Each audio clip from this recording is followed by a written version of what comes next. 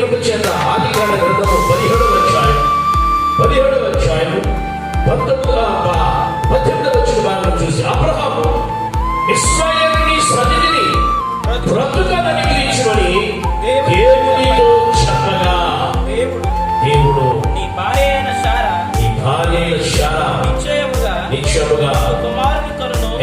దేవుడు చెప్తా ఉన్నాడు. గమనించినట్లయితే ఇశ్మాయేలు గురించి నువ్వు బాధపడుతున్నా, ఇశ్మాయేలు గురించి ఆలోచన చేస్తున్నా, అబ్రహామా నేను ఇశ్మాయేలును కూడా విడిచిపెట్టను. నేను గమనించినట్లయితే ఇశ్మాయేలును గూర్చి దేవుడి లేఖన భాగంలో 20వ వచనం అంటాడు, ఇశ్మాయేలును గూర్చి నీవు చేసిన మనవి నేను వింటిని. అంటే అబ్రహాము ప్రార్థన దేవుడు వింటున్నాడు. నిన్ను పిలిచాడు. పిలిచినప్పుడు దేవుని దగ్గర ప్రార్థన చేయి. దేవుడి చేతుల వైపు నువ్వు చూసి ప్రార్థన చేయి. మనుషుల వైపు చూడకు, అధికారుల వైపు చూడకు, ఎవడో గొప్పవాడున్నాడని వాడి వైపు చూడకు. కల్వరి శిలువలో ప్రాణపడుతున్న యేసు వైపు చూడకు. నేర్చుకో శ్రావకుడా, ఓ విశ్వాసి.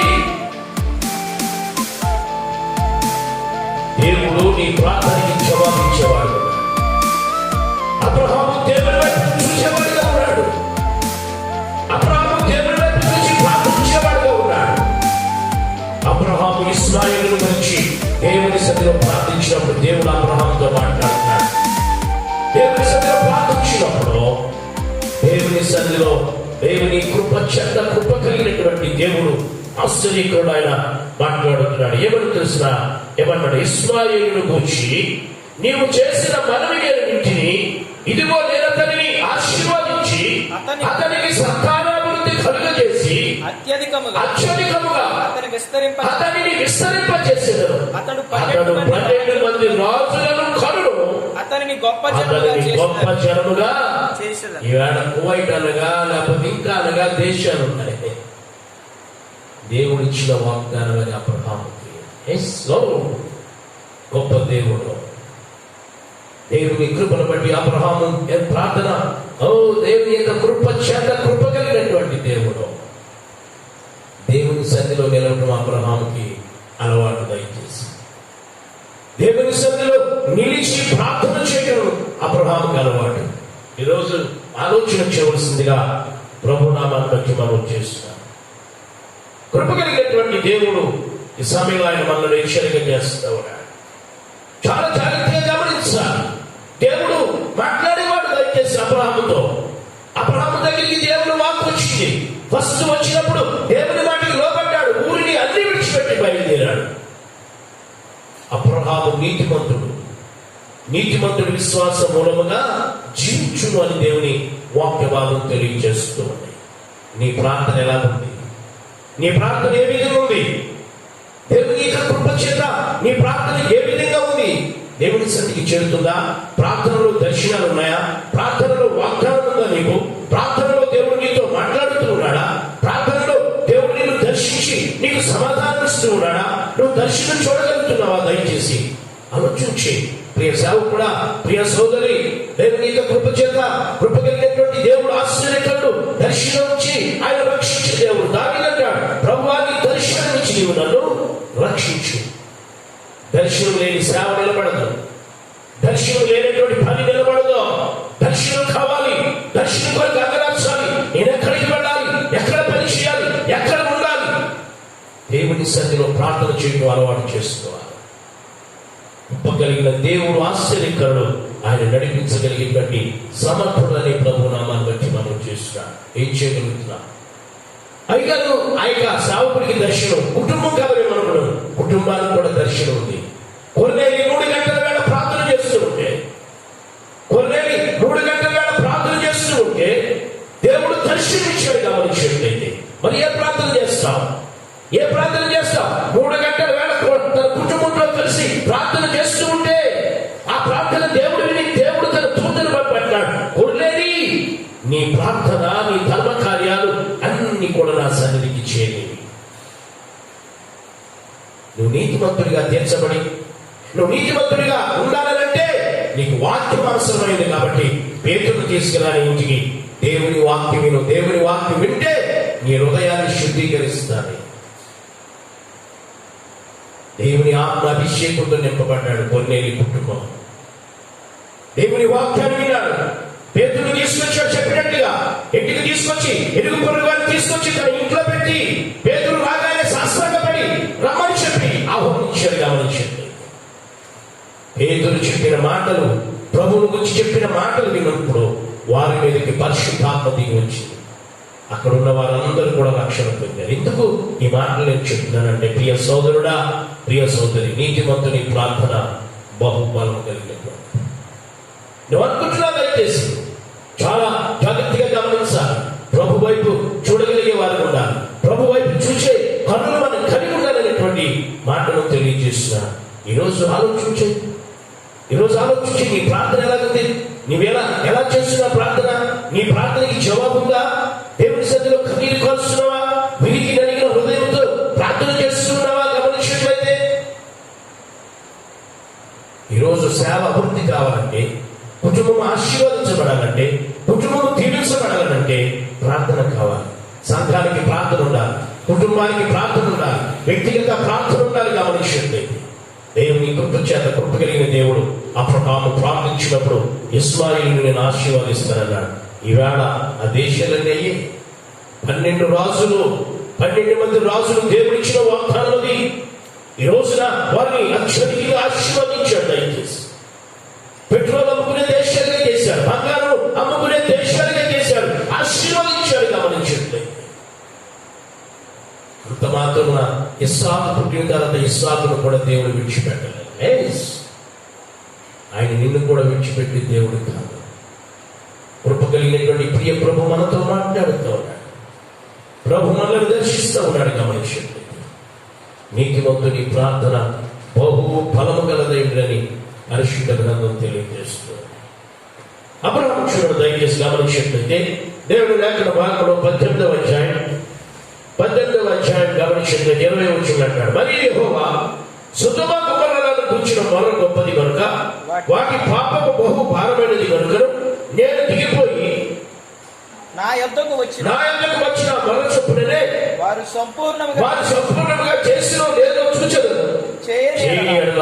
నేను తెలుసుకుందును.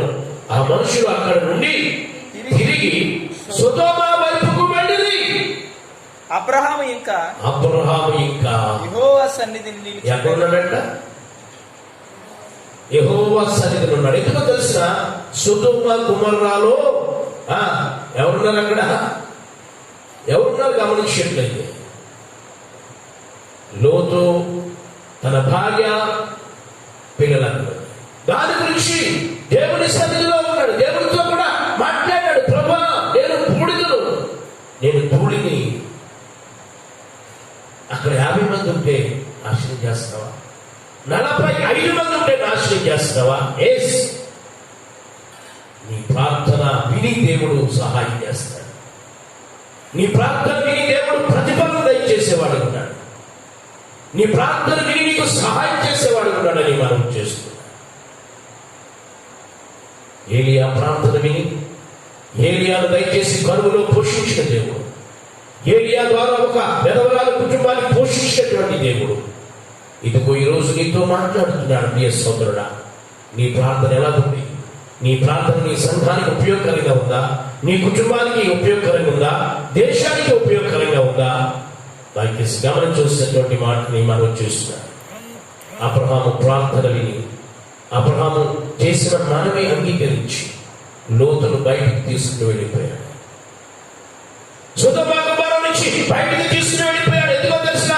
దేవుడు అబ్రహామును విడిచి సొదొమ గొమొర్రాకి వెళ్ళిపోయినా దేవుని సన్నిధిలో ఉండటం నేర్చుకున్నాడు కనుక అబ్రహాముకి దేవుని సన్నిధిలో ఉండి దేవునికి విజ్ఞాపన చేస్తున్నాడు. చూడండి, మన చర్చకు వచ్చే వాళ్ళు కొంతమంది ఏం చేస్తారంటే, ముందుగా వచ్చినటువంటి వాళ్ళు ఆఖరి వరకు ఉండి ఆశీర్వాద ప్రార్థన వరకు ఉంటారు. మధ్యలో వస్తూ ఉంటారు కొంతమంది, మధ్యలోనే పోతూ ఉంటారు. గమనించండి, అవగాహన ఉండదు వాడికి. అవగాహన లేని ఆరాధనలు, అవగాహన లేని ప్రార్థనలు, అవగాహన లేనిటువంటి స్థితి. నువ్వు దేవుని సన్నిధిలో ప్రార్థన చేయాలి. నీ ప్రార్థన దేవుని సన్నిధిలో ఉండాలి. నీ ప్రార్థన దేవుని సన్నిధిలో ఉండటానికి ఇష్టపడాలి అని ప్రభు నామాన్ని బట్టి మనం చేస్తున్నాం. దేవుని లేఖన భాగంలో గమనించినట్లయితే 2వ దినవృత్తాంతాల గ్రంథం 7వ అధ్యాయం 7వ అధ్యాయం 14 వచ్చిన చూసుకుని మనం ముగించుకుందాం. మన సమయం అవుతుంది కనుక దయచేసి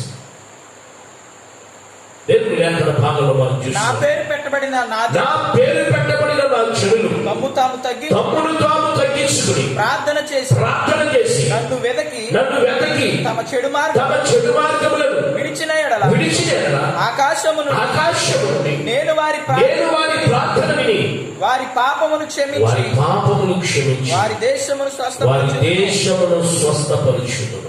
ఈ స్థలమందు చేయబడు ప్రార్థన మీద నా కను దృష్టి నిలుచును, నా చెవులు దానిని ఆలకించును అని చెప్పి తెలియజేస్తున్నాడు. సొలొమోను మందిరము కట్టిన తరువాత, సొలొమోను దావీదు కుమారుడైన సొలొమోను మందిరము కట్టిన తరువాత ఇత్తడి చప్పరం మీద ఉండి ప్రార్థన చేసినప్పుడు, నాయన కరువు వచ్చినప్పుడు, వారు పాపం చేసినప్పుడు వారిని సన్నిధికి వచ్చి వారి తప్పును ఒప్పుకుని వారి పొరపాటును సరిదిద్దుకుని, అయ్యా వారిని మందిరానికి వచ్చి ప్రార్థన చేసినప్పుడు నీవు వారి ప్రార్థన విను నాయనా అని చెప్పి సొలొమోను మందిరం కట్టి ప్రార్థించినప్పుడు దేవుడు సొలొమోనుతో మాట్లాడుతున్నాడు. నా పేరు పెట్టబడిన నా జనులు తమ్మును తాము తగ్గించుకుని ప్రార్థన చేసినట్లయితే వారి ప్రార్థన నేను ఆలకిస్తాను అని చెప్పి తెలియజేస్తున్నాడు. నా మనస్సు నా కనుదృష్టి ఉంది. వారి ప్రార్థన విని వారి దేశాన్ని స్వస్థపరుస్తాడు. నిజమే, ఈరోజు కరోనా వైరస్ కలుగుతుంది. కరోనా వైరస్ విలయతానం చేస్తుంది. యావత ప్రపంచాన్ని వణికిస్తుంది. సంఘముగా కూడి సహవాసంగా కూడి దేవుని యొక్క సన్నిధిలో ప్రార్థించవలసినటువంటి మనం, దేవుని సన్నిధిలో అంగలార్చవలసినటువంటి మనం ఏం చేస్తున్నా? ఆయన పడుకుంటామా? ఇంట్లో ఆయన పడుకుంటామా? హాయిగా దయచేసి ఛానల్స్ మార్చుకుంటూ ఎలాగా ప్రార్థనలు దయచేసి COVID-19 గురించి, ఈ కరోనా వైరస్ గురించి ప్రార్థనలే మీదుగా ఇంట్లోనే ఉండిపోయి ఇంట్లో ఇళ్లే సినిమా హాల్గా తయారు చేసుకుంటారా? ఏమొస్తున్నాయి? ఏమండి, రకరకాలైనటువంటి అన్ని కూడా చూస్తూ ఉండిపోతూ ఉన్నాడు. జాగ్రత్త, ప్రభు చూస్తూ ఉన్నాడు. నీతిమంతుని ప్రార్థనల వైపు ఆయన కనుదృష్టించిన దేవుడు స్పష్టంగా చెప్తున్నాడా? ఈ మాట చూసి మనం ప్రార్థన చేసుకుందాం. దేవుని యొక్క కృప చేత పేతురు రాసినటువంటి మొదటి పత్రిక దేవుని కృపను బట్టి 3వ అధ్యాయం 12వ వచనంలో మాట్లాడతాడు. గమనించినట్లయితే ప్రభువు కన్నులు నీతిమంతుల మీదను ఆయన చెవులు వారి ప్రార్థన వైపును ఉన్నవి కానీ ప్రభు ముఖము కీడు చేయ వారికి విరోధముగా ఉన్నది అని చెప్పి తెలియజేస్తున్నాడు. ఏం చేస్తున్నాడు? దేవుని కృపను బట్టి నీ ప్రార్థన ఇంకొకటి మారుస్తుందని గమనించావా? దేశాన్ని స్వస్థపరుస్తుందని ఆలోచన చేశావా? ఎవరి ఊరిని స్వస్థపరుస్తుందని ఆలోచన చేశావా? దేవుని కృప చేత నువ్వు ప్రార్థనాపరుడిగా ఉండి ప్రార్థన చేస్తూ దేవుని సన్నిధిలో గడపడానికి ఇష్టపడవలసిందిగా మనం చేస్తున్నాం. ఏలియా ప్రార్థన విని సహాయం తీసుకుంది. అబ్రహాము ప్రార్థన విని తన కుమారుడు ఇస్మాయిల్ని ఆశీర్వదించినటువంటి దేవుడు. అబ్రహాము ప్రార్థన విని అబీమెలెకు యొక్క దేశంలో గర్భములన్నీ బాగు చేసినట్లుగా వారు పిల్లలు కనేటట్లుగా చేశాడు. ఈరోజు నీ సేవకుని అశ్రద్ధ చూస్తున్నావా? నీ దైవజనుడిని అశ్రద్ధగా చూస్తున్నావా? నీ దైవజనుడి మీద కోప్పడుతున్నావా? నీ దైవజనుడిని కించపరుస్తున్నావా? నీ దైవజనుని ప్రార్థన దేవుడు అంగీకరిస్తాడని ఈరోజు తెలుసుకో, ఆలకిస్తున్నాడు అనేటువంటి మాట తెలుసు. ప్రభు నీతో మాట్లాడుతున్నాడు. జాగ్రత్త, ప్రార్థన చేసుకుందాం. ప్రభు యొక్క సన్నిధిలో ప్రభు యొక్క పాదాల దగ్గర మనం చేస్తున్నాం. ప్రభువా, నేను కూడా ప్రార్థన చేస్తాను. అబ్రహాము దేవుని కృపను బట్టి ప్రార్థించినప్పుడు దేవుడు ఆలకించాడు. ఏలియా ప్రార్థించినప్పుడు దేవుడు ఆలకించాడు. సొలొమోను ప్రార్థన చేసినప్పుడు దేవుడు ఆలకించాడు. సొలొమోను ప్రార్థనకి జవాబు వచ్చింది. ఎవరైతే మందిరానికి వెళ్ళి కీడు, కరువు, తెగులు, యుద్ధం ఏదైతే వస్తుందో దేవుని కృప అక్కడ ఉపవాసం ఉండి ఆ మందిరానికి వెళ్ళి ప్రార్థన చేసినప్పుడు ఆ మందిరంలో దేవుని యొక్క మనస్సు కలుస్తుంది కనుక నీకు జవాబు వచ్చేదిగా ఉందని మనం చేస్తున్నాం. నేను ఈ మందిరమును కోరుకుని ఉన్నాను, ఈ స్థలం నేను కోరుకుని నా మనస్సు నా కనుదృష్టి అక్కడ ఉంది అని తెలియజేస్తున్నాను. కాబట్టి ప్రార్థన చేస్తున్నాను. కడుమసుకోండి గమనించినట్లయితే చిన్న ప్రార్థన. ప్రభు, నేను కూడా ప్రార్థన చేస్తాను. ఎంతసేపు చేస్తావు? ఎన్ని గంటలు చేస్తావు? దేవుని కృపను బట్టి దావీదుకి ఉదయకాల సమయంలో ప్రార్థన చేసే అలవాటు ఉంది. 12 గంటలకి పేతురుకి ఇంటి మీదకి ప్రార్థన చేసే అలవాటు ఉంది. 3 గంటలకి కొన్నేని ప్రార్థన చేసే అలవాటు ఉంది. సాయంకాలం 4 గంటలకి ప్రార్థన చేసే అలవాటు ఉంది. ఇస్సాకుకి శీలలకి రాత్రంతా ప్రార్థన చేసే అనుభవం ఉంది యాకోబుకి. నీకు ఏ అనుభవం ఉంది? ఏ సమయంలో ప్రార్థన చేస్తావు? ఏ సమయంలో అగలాలుస్తావు? ఏ సమయంలో దేవుని పాదాల దగ్గర ఉంటావు? దయచేసి నీ కుటుంబం కొరకు, నీ పిల్లల కొరకు, నీ దేశం కొరకు, నీ సంఘం కొరకు ప్రార్థించవలసినటువంటి నీ ప్రార్థన కూడా వినాలని దేవుడు కోరుకుంటున్నాడు. కాబట్టి ప్రార్థన వైపు దయచేసి కనుదృష్టించినటువంటి దేవుడు, ఈ సమయంలో కృపకెళ్ళినటువంటి దేవుడు ఆయన మనతో మాట్లాడుతున్నాడు. ప్రార్థన చేసుకుందాం. మహాపరిశుద్ధుడైన తండ్రి, నీ పరిశుద్ధ నామమునకు స్తోత్రం. ఈ లైవ్ ద్వారా ఎంతమంది అయితే వీక్షించారో, ఎంతమంది అయితే ఆకర్షితులైన వాళ్ళందరినీ దీవిస్తున్నాం. అవును ప్రభా, నీ కృపను బట్టి నీతిమంతుని నీ ప్రార్థన బహు బలమగలదని మీరు మాతో మాట్లాడారు. దేవ, విన్న వాక్యములుగా కాకుండా బిడ్డల యొక్క హృదయాలను ముద్రించండి, బలపరచండి, సహాయం చేయండి. నీ హస్తములు చాపండి దేవా, నీ కార్యాన్ని నూతనపరచమని ప్రార్థన చేస్తున్నారు. దేవ, ఎంతమంది అయితే వీక్షిస్తున్నారు వారి కుటుంబాన్ని దీవించండి. మా యొక్క ప్రియుడు నీ దాసుడు యేసుగా నడిపిస్తున్నటువంటి నాయన ఈ యొక్క పేసు లైవ్ ద్వారా ప్రభువా, నీ కృపను బట్టి దయగల తండ్రి, నీ కృపతో జ్ఞాపకం చేస్తుంది, ఇంకా విస్తరింపచేయండి. అనేక మంది మాట్లాడుతుండగా అనేకులను ఆకర్షించుకుని విస్తరింపచేయమని కృపతి ఎంతమంది అయితే విన్నారో వారందరినీ దీవించమని యేసుక్రీస్తు నామములో ప్రార్థించి వెళ్ళుకొచ్చినాం తండ్రి. ఆమేన్. మన తండ్రి అయిన దేవుని ప్రేమ, కుమారుడైన ప్రభు యేసుక్రీస్తు వారి యొక్క కృప, పరిశుద్ధాత్మని అన్యోన్య సహవాసం కూడినటువంటి నాయన ప్రభా, లైవ్ లో వీక్షిస్తున్నటువంటి నాయన బిడలకు నా ప్రభా ప్రభుత్వ పర్యంతరము సదాకాలం తోడైనడు కాక. ఆమేన్. ఆమేన్. God bless you. ప్రభుత్వ మరొకసారి